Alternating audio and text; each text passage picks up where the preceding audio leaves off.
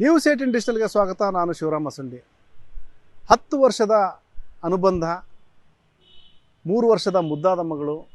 ಇಷ್ಟಾದರೂ ಸಹ ಎದುರುಮನೆ ಆಂಟಿ ಬಗ್ಗೆ ಪ್ರೀತಿ, ಪತ್ನಿಯ ಬಗ್ಗೆ ಅಸಡ್ಡೆ. ಕೊನೆಗೆ ಆ ಆಂಟಿನ ಬಿಡು ಅಂತ ಹೇಳಿದ್ದಕ್ಕಾಗಿ ಪತಿರಾಯ ಮಾಡಿದ್ದೇನು ಗೊತ್ತಾ?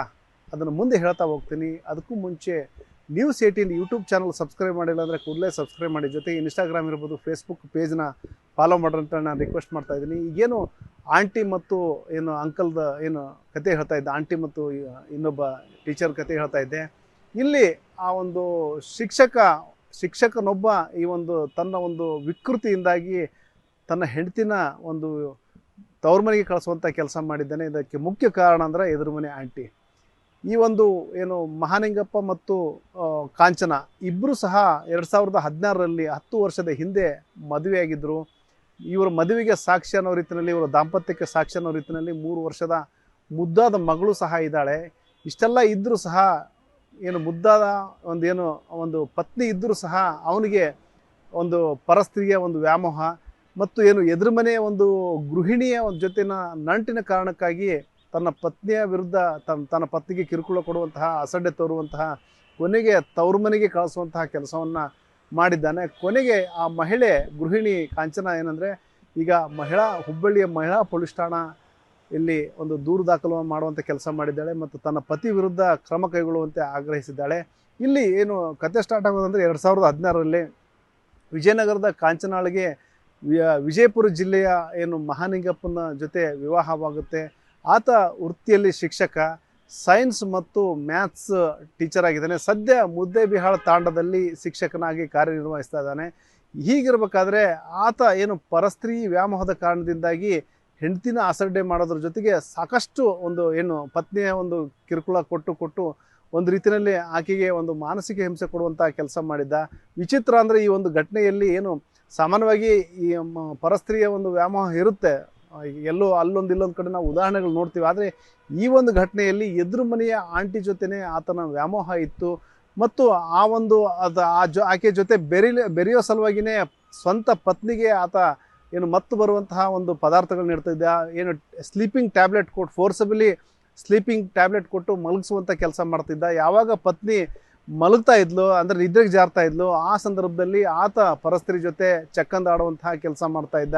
ಇದು ಸಾಕಷ್ಟು ದಿನಗಳಿಂದ ನಡ್ಕೊಂಡು ಬಂದಿತ್ತು. ಅಂದರೆ ಆಕೆಗೆ ಏನು ಮತ್ತು ಬರೋ ಪದಾರ್ಥ ಕೊಡ್ತಾ ಇದ್ದಿದ್ದರಿಂದಾಗಿ ಏನು ಆಕೆ ಏನು ಪ್ರಜ್ಞಾಹೀನ ಸ್ಥಿತಿಯಲ್ಲಿ ಇದ್ದಂಥ ಸಂದರ್ಭದಲ್ಲಿ ಈ ಏನು ಮಹಾಲಿಂಗಪ್ಪ ಏನಂದರೆ ಪರಸ್ತ್ರೀ ಜೊತೆ ಒಂದು ಚಕ್ಕಂದಾಡುವಂಥ ಕೆಲಸ ಮಾಡ್ತಾ ಇದ್ದ. ಹೀಗಾಗಿ ಆರಂಭದಲ್ಲಿ ಆಕೆಗೂ ಸಹ ಗೊತ್ತಾಗಿರಲಿಲ್ಲ. ಆದರೆ ಮುಂದೆ ಅದು ಬರ್ತಾ ಅನುಮಾನ ಬಂತು. ಕೊನೆಗೆ ಅವನು ಯಾರ ಜೊತೆ ಏನು ಯಾಕಂದರೆ ಅದು ಬರೀ ಅಷ್ಟಕ್ಕೆ ನಿಲ್ಲಿಲ್ಲ. ಅವರು ಏನು ಮೊಬೈಲ್ನಲ್ಲಿ ಏನು ವಾಟ್ಸಪ್ ಚಾಟ್ ಇರ್ಬೋದು ಮತ್ತು ಅವರ ಸಂಭಾಷಣೆ ಇರ್ಬೋದು, ಇದೆಲ್ಲವನ್ನೂ ಸಹ ಗಮನಿಸಿದಂಥ ಆಕೆಗೆ ಅನುಮಾನ ಬರುತ್ತೆ. ಕೊನೆಗೆ ಅವನ ಮೊಬೈಲ್ ಸರ್ಚ್ ಮಾಡೋದ ಸಂದರ್ಭದಲ್ಲಿ ಆಕೆ ಜೊತೆ ಏನು ಇವನು ಚಾಟ್ ಮಾಡೋದು ಎಲ್ಲವನ್ನು ಪತ್ತೆ ಆದ ನಂತರ ಅಂದರೆ ಇವನು ಈ ರೀತಿ ಪರಸ್ತ್ರೀ ಜೊತೆ ಅನೈತಿಕ ಸಂಬಂಧ ಇಟ್ಕೊಂಡಿದ್ದಾನೆ ಅಂತೇಳಿ ಕನ್ಫರ್ಮ್ ಆಗುತ್ತೆ ಕಾಂಚನಾಗೆ. ಆಗ ಆಕೆ ಏನಂದರೆ ಆಕೆ ಎದುರು ಮನೆ ಗೃಹಿಣಿಗೂ ಸಹ ರಿಕ್ವೆಸ್ಟ್ ಮಾಡ್ತಾಳೆ, ನೀನು ನನ್ನ ಗಂಡಗೆ ಬಿಟ್ಕೊಟ್ಬಿಡು ದಯವಿಟ್ಟು, ಯಾಕಂದರೆ ನನ್ನ ಗಂಡನ ನಾವು ಎಲ್ಲೋ ಒಂದು ಕಡೆ ಸಂಸಾರ ಮಾಡ್ತೀವಿ ಅಂತೇಳಿ. ಕೊನೆಗೆ ಆಕೆ ಬೇಸತ್ತು ಆ ಊರನ್ನೇ ತೊರಿತಾಳೆ. ಆ ಊರು ತೊರೆದ್ರು ಸಹ ಆ ಏನು ಎದುರು ಮನೆ ಮಹಿಳೆ ಏನಂದರೆ ಮತ್ತೆ ಅಲ್ಲಿಗೂ ಬಂದು ಗಂಟು ಬೀಳ್ತಾಳೆ. ಆ ಸಂದರ್ಭದಲ್ಲಿ ಈಕೆ ಸಾಕಷ್ಟು ವಿರೋಧ ಮಾಡ್ತಾಳೆ.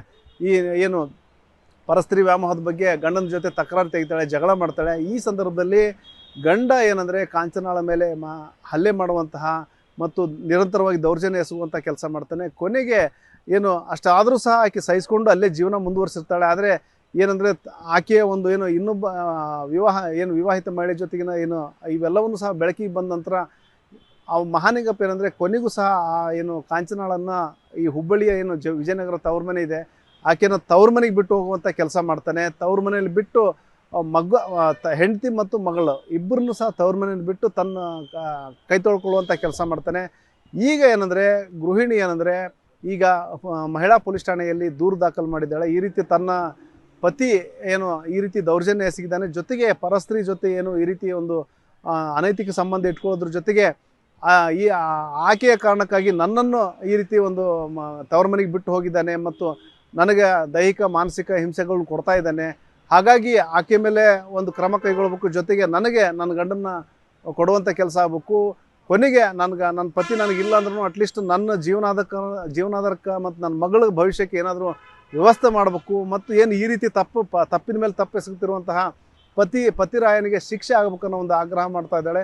ಈ ಒಂದು ನಿಟ್ಟಿನಲ್ಲಿ ಮಹಿಳಾ ಸಂಘಟನೆಗಳು ಸಹ ಕಾಂಚನಾಳ ಪರವಾಗಿ ನಿಂತಿದ್ದಾವೆ ಮತ್ತು ಕಾಂಚನಾಳಿಗೆ ನ್ಯಾಯ ಸಿಗಬೇಕಂತೇಳಿ ಪೊಲೀಸರಿಗೂ ಸಹ ಮನವಿ ಮಾಡಿದ್ದಾವೆ. ನನಗೆ ಮದುವೆ ಅರೇಂಜ್ ಮ್ಯಾರೇಜ್ ಆಗಿದೆ ಸರ್. 9 ವರ್ಷ ಆಯ್ತು ಸರ್ ನನ್ನ ಮ್ಯಾರೇಜ್ ಆಗಿ. ಅವನಿಗೆ 3 ವರ್ಷದಿಂದ ಅನೈತಿಕ ಸಂಬಂಧ ಇದೆ ಸರ್. ಮನೆ ಎದುರುಗಡೆ ಹುಡುಗಿನೇ ಸರ್. ಅವನು ಮನೆ ಎದುರಿಗೆ ಮಧ್ಯರಾತ್ರಿ ಆದ್ರೆ ನನಗೆ ಸ್ಲೀಪಿಂಗ್ ಟ್ಯಾಬ್ಲೆಟ್ ಹಾಕಿ ಅವಳು ಅವನ ಮನೆಯಲ್ಲಿ ಸ್ಲೀಪಿಂಗ್ ಟ್ಯಾಬ್ಲೆಟ್ ಹಾಕಿ ನಮ್ಮ ಮನೇಲೆ ನಮ್ಮ ಬೆಡ್ರೂಮ್ ಚಿಲ್ಕ ಹಾಕಿ ಹಾಲ್ ನಲ್ಲಿ ಆಕಿನ ಕರ್ಕೊಂಡು ಮಲಗ್ತಿದ್ದ ಮೇಡಮ್ ಸರ್. ಅದನ್ನ ನಾನು ಪ್ರಶ್ನೆ ಮಾಡಿದಕ್ಕೆ ನನಗ ಸಿಲಿಂಡರ್ ಅವ್ನು ಬ್ಲಾಸ್ಟ್ ಮಾಡಕ್ ಬರೋದು, ನಾನು ಅವಳೇ ಬೇಕು ನನಗೆ, ಅವಳು ನಾನೆಲ್ಲ ನೋಡ್ಕೋತಾಳೆ, ಅವಳು ನನಗೆ ದುಡ್ಡು ಕೊಡ್ತಾಳೆ, ನೀನೇನ್ ಕೊಡ್ತೀಯೇನೋ ನನಗೆ, ನಿಮ್ಮ ಮನೆಯಿಂದ ಏನಾರು ತಂದಿಯೇನೋ ನೀನು. ನಾನು ಅದನ್ನ ಪ್ರಶ್ನೆ ಮಾಡಿ ನನ್ನ ಮಗು ಇದೆ ಸರ್. ನಾನು ಅವನಿಗೆ 4 ಸತಿ ಚಾನ್ಸ್ ಕೊಟ್ಟೆ ಸರ್. ನಾನು ಸುಧಾರಿಸ್ಕೊತಾನೆ ನನ್ನ ಗಂಡ. ಆ ಹುಡುಗಿಗೂ ಬುದ್ಧಿ ಹೇಳಿದೆ ಸರ್. ನಾನು ಸಾಕ್ಷಿ ಸಮೇತ ಅದಾವ್ರಿ ಸರ್ ನನ್ನ ಹತ್ರ. ನಾನು ಸೂಸೈಡ್ನು ಮಾಡ್ಕೊಂಡೆ ಸರ್. ನಾನು ಬಿಟ್ಬಿಡ್ರಿ, ಇಷ್ಟಕ್ಕೆ ಬಿಟ್ಬಿಡ್ರಿ, ನನ್ನ ತಂದೆ ತಾಯಿ ಇಲ್ಲ, ನನಗೆ ಮಗು ಇದೆ, ಸಣ್ಣ ಮಗು, ನನ್ನ ಗಂಡನೇ ಎಲ್ಲ ಆಸರ, ಬಿಟ್ಬಿಡೋ ಹುಡುಗಿ ಅಂತ ಆ ಹುಡುಗಿಗೂ ಹೇಳಿದೆ ಸರ್. ಅವಳದು ಮದುವೆ ಆಗಿದೆ ಸರ್. ಆಕಿ ಗಂಡ ಬೆಂಗಳೂರಿನಲ್ಲಿ ಇರ್ತಿದ್ದ ಸರ್. ಆ ಹುಡುಗಿ ನನಗೆ ಇಲ್ಲಕ್ಕ ನಾನು ಬಿಡ್ತೀನಿ ಅಂತ ನನಗೆ ಮಾತು ಕೊಟ್ಲು ಸರ್. ಆದ ತಕ್ಷಣ ಅಲ್ಲಿಂದ ಅವ್ರ ಮನೆಗೆ ಗೊತ್ತಾಗುತ್ತೆ ಅಂತ ಹೇಳಿ ಬಿಜಾಪುರಕ್ಕೆ ಮನೆ ಮಾಡಿದ್ವಿ ಸರ್. ಅಲ್ಲಿನೂ ಅವಳನ್ನ ಓಡಿಸ್ಕೊಂಡ್ ಬಂದ ಸರ್. ಅಲ್ಲಿ ಆ ಹುಡುಗಿ ಪೊಲೀಸ್ ಸ್ಟೇಷನ್ ಅಲ್ಲಿ ಕಂಪ್ಲೇಂಟ್ ಕೊಟ್ಲು ಸರ್. ಕಂಪ್ಲೇಂಟ್ ಕೊಟ್ಟ ತಕ್ಷಣ ನಾನು ಬಿಡ್ತೀನಿ, ನೀನ್ ನನ್ನ ಪರವಾಗಿ ಸಾಕ್ಷಿ ಹೇಳು ಅಂದ ಸರ್. ನಾನು ಅವನ್ಗೆ ಸಾಕ್ಷಿ ಸಮೇತ ಹೇಳಕ್ ಹೋದೆ ಸರ್.